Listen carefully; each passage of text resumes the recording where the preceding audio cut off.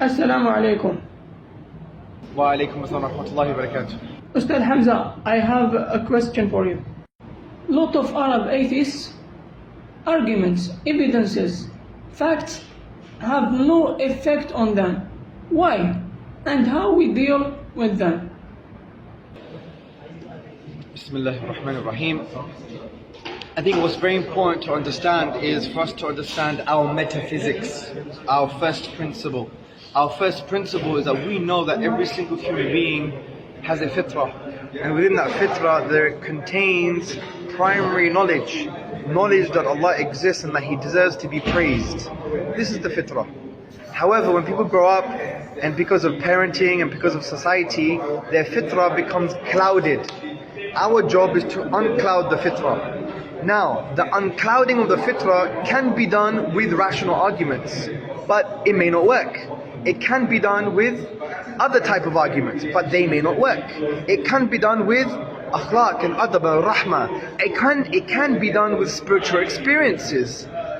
The point here is, all of these things are not to ends, they are means to awaken the fitrah. So if you understand this, when you give an Arab atheist an argument, and it's a really good argument, it doesn't work with them, then that should give you a sign. It should be an ayah, it should be a qarina, an indication that arguments is not going to work on them, because they may have another problem that creates a barrier to the arguments. And generally speaking, that problem usually is kibr, hawa. So have intellectual and spiritual honesty and understand that you could give them all the arguments in the world and they won't accept it.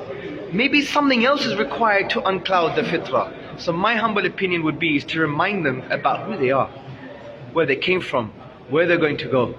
And also at the same time to have akhlaq and rahmah, and to try and empathize with them at the same time. Because sometimes having hilm, having forbearance, repelling evil with what is more beautiful, what is more virtuous, humbles people as well.